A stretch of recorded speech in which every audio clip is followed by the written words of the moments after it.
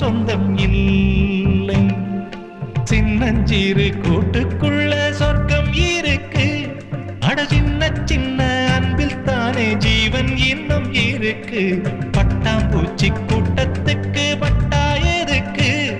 அடவாசம் மட்டும் போதும் கண்ணே, காசு பணம் என்னத்துக்கு?